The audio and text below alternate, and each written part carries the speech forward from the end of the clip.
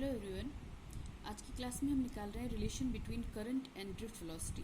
ठीक है, इसके लिए हम एक कंडक्टर मान लेते हैं। मान लीजिए बेटा हमने एक कंडक्टर लिया, ठीक है, जिसका लेंथ मेरे पास कितना है, एल है। ठीक है, और एरिया ऑफ क्रॉस सेक्शन मैंने कितना ले लिया, इसका ए ले लिया। ठीक है, मैंने इस पे एक सेल या बैटरी लगा दिया।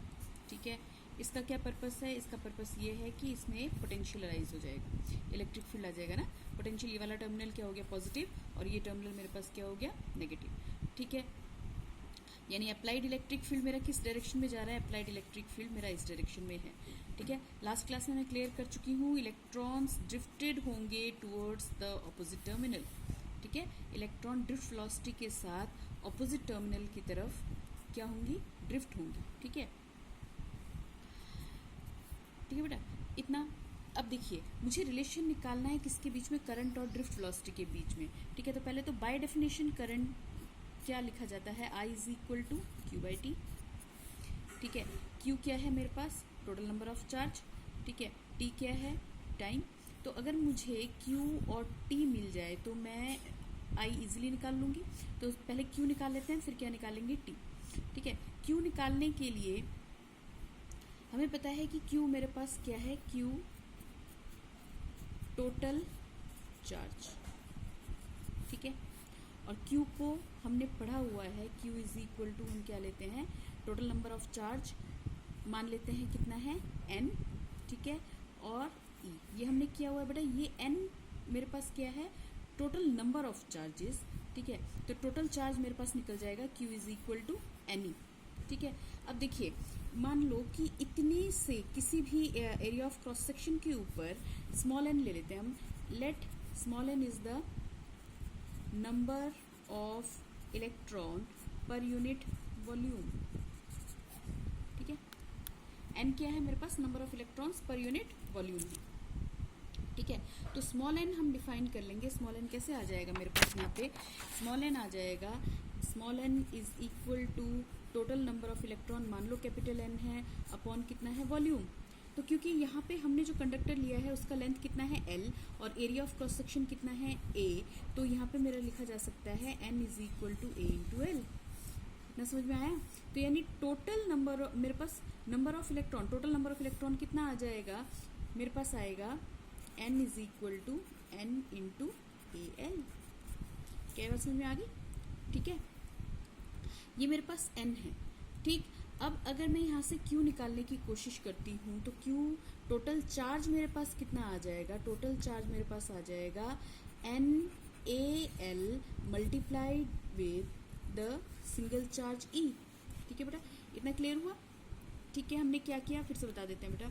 हमने निकाला q, निकाला q क्या है, total charge on the conductor. ठीक है, और q इज इक्वल टू हमारे पास क्या होगा, n इंटू ई। n क्या है, total number of charge in the conductor. n क्या है, total number of charge in the conductor. मैंने एक छोटा सा क्रॉस सेक्शन ले लिया और मैंने कहा कि मान लीजिए स्मॉल n क्या है, number of electrons per unit volume. यानी एक छोटे से हिस्से पे, कंडक्टर का एक छोटा से हिस्से पे मेरे पास कितने इलेक्ट्रॉन्स जा रहे हैं, वो मैंने निकाल लिया, n is equal to capital N upon V। ठीक है, n क्या है, टोटल नंबर ऑफ इलेक्ट्रॉन। ठीक है, V क्या है, वॉल्यूम। तो वॉल्यूम की जगह पे मेरे पास कितना आ गया, A इंटू एल। तो total number of electron in the conductor कितना हो जाएगा, N क्या है,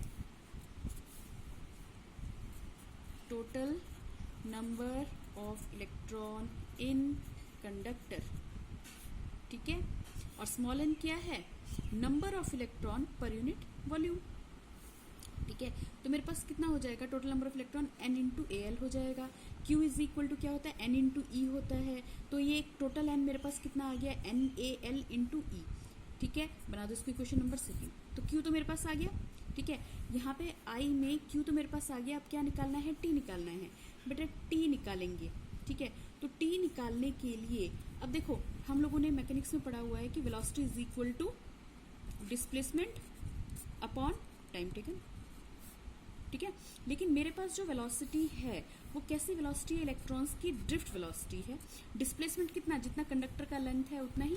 ठीक है, L, और टाइम कितना आ गया, T। तो यहाँ से मेरे पास T कितना आ जाएगा, T इज इक्वल टू आ जाएगा बेटा L अपॉन कितना आ जाएगा, VD।